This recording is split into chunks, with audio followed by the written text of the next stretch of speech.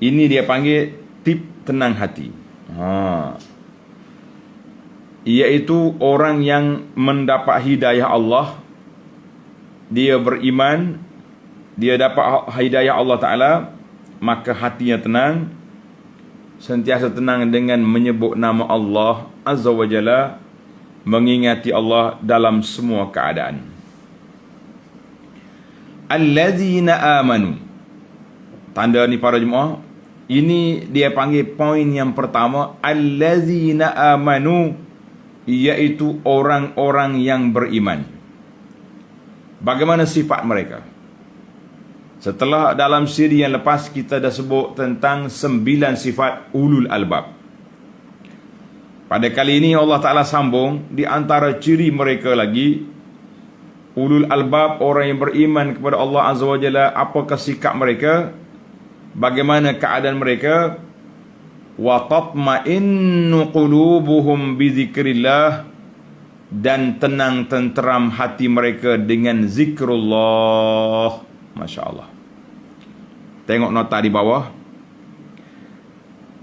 Zikir di sini maksudnya Al-Quranul Karim, yang menjadi sebesar-besar mukjizat yang tidak ada tolok bandingnya. Kalau kita kata apakah zikir yang paling baik, zikir yang paling agung, yang paling utama sekali, tanda para pelajar, amin afdali zikrihi zikruhu bi kalamihi. Subhanallah, itu kata ulama. Di antara zikir yang paling afdal, kita berzikir pada Allah dengan membaca kalamnya sendiri, subhanahu wa ta'ala. Ulama kita, ulama Ahlus Sunnah, salafan wa khalafan, telah menetapkan bahawa Al-Quranu kalamullah, yang diturunkan kepada Nabi sallallahu alaihi wasallam, al-muta'abbadu bitilawatihi, kita beribadat dengan membacanya. Baca dia sendiri itu ibadat. Maka ini berzikir yang paling utama, yang paling baik, iaitulah kita berzikir kepada Allah Ta'ala dengan kalamnya sendiri. Maka sesiapa yang nak berzikir dengan zikir yang terbaik, kita zikir dengan kalamullah. Kemudian kita zikir daripada mana? Zikir yang diajar oleh Nabi sallallahu alaihi wasallam. Ini dua sumber utama untuk kita berzikir, untuk kita mendapat hidayah, untuk kita mengikuti petunjuk. Maka dia mari daripada zikrullah. Masya Allah, tabarakallah. Inilah yang terbaik bagi kita. Jangan duk cari zikir pelik-pelik. Yang pertama sekali, sumber zikir ambil daripada Allah, ambil daripada Nabi sallallahu alaihi wasallam. Cara berzikir juga daripada Nabi, daripada Allah, daripada Nabi sallallahu alaihi wasallam. Allah tak bagi kita berzikir kuat-kuat.